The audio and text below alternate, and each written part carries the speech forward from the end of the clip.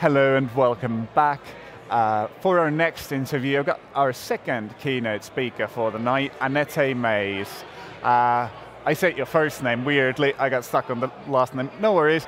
Thank you so much for getting here, Annette. Thank you. You gave an amazing speech on mostly your project that you did with the Grand Opera House. And the project name, I didn't write it down, so you were just telling me. It was called Current Rising. Current Rising. And well, maybe actually go a bit backwards to the start of your speech before that. You were talking about fables, and you even mentioned epics. I have to maybe disclose at this point, I have a background in literacy sciences. Amazing. So I was immediately interested. And I was thinking, how do you see especially going forward with this interactive sort of experiences in the opera, how should the epic storylines and the fables and maybe the background of the story be brought into the interactive medium? And did you do that already in the project, or is this something that will maybe come in the future? I think I've been working in sort of immersive live theatre for a long time, and the thing, if an audience is more active and it's less about broadcast or the proscenium arch, so looking at something, you're in it. You take in story in a very different way, it becomes experience. And so the rhythm of storytelling is very different. The sort of the big story beats, but then how you feel those and how quickly you can go is very different than with films, which is again very different from novels, which is again very different from theatre. So it's finding the right stories to tell in these environments, and I personally think that quite epic, fabulistic stories are really great because you have something to hold on to, these sort of big archetypes, these big stories, but you have space to roam, to just feel, to do, to explore, to feel, but you understand the story beats. And I think that is, it's just a realm of storytelling that I think maps really well onto active audiences and immersive experiences. That sounds amazing. I agree with maybe how that should.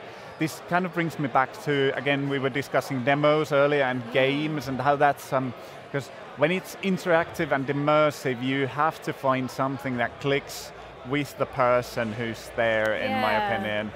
But do you find, or did you find it difficult, because you have very different backgrounds, you were saying the percentages at about 20% were active opera goers and so on. So do you find it, or did you find it difficult to get something that clicks with all of these groups, or was it just that it kind of came naturally? I think, I mean, in the making process, you try to make all the elements good. So the opera was good, the music was amazing, the musicians were amazing, but the experience design also worked, and we also had a really subtle experience arc where people were slowly brought into a world and then slowly brought out of it. We had a real set, which you saw when you had the VR glass on, and then it started to disintegrate, which gave people something to hold on to. It gave them a sense of really stepping into a world, but also feeling empowered to move in that world. And I think, in a weird way, that's where the craft lies of immersive experiences, to create an arc that people feel safe in, that the bold can be bold in and the timid can be timid in, and it doesn't matter, it's good for both. And the elements, the individual elements are good enough to hold a traditional audience's gaze.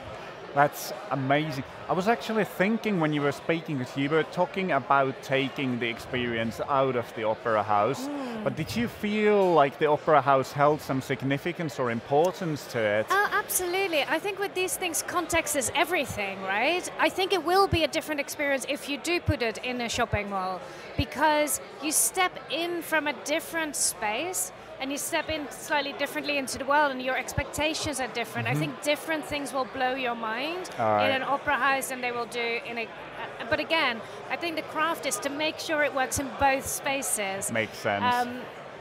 But it will, like, I do think that, you know, I've made a lot of immersive theatre, and which has been presented in games festivals, in theatres, in nightclubs, in art galleries, And every audience is a little bit different, and because they take themselves into the piece, they are part of it. They change so it as well. Changes. All right. So we will see an ever-changing landscape here. I think that's it. I think that's what's so exciting about working with audiences and making audiences a real part of what it is. I think they bring themselves to it, and I sometimes feel like they perform for us, for the creative teams. We're always blown away what audiences bring to it, their interpretations, the way they behave in it, the impressions, the poetry they bring to it. Can't wait to see what we get out of it. Thank you so much, Annette, for joining me. Yeah. Next up, we'll get a few clips about Opera Beyond from Lily and Lassi, so enjoy those, and thank you so much, Annette. Thank you.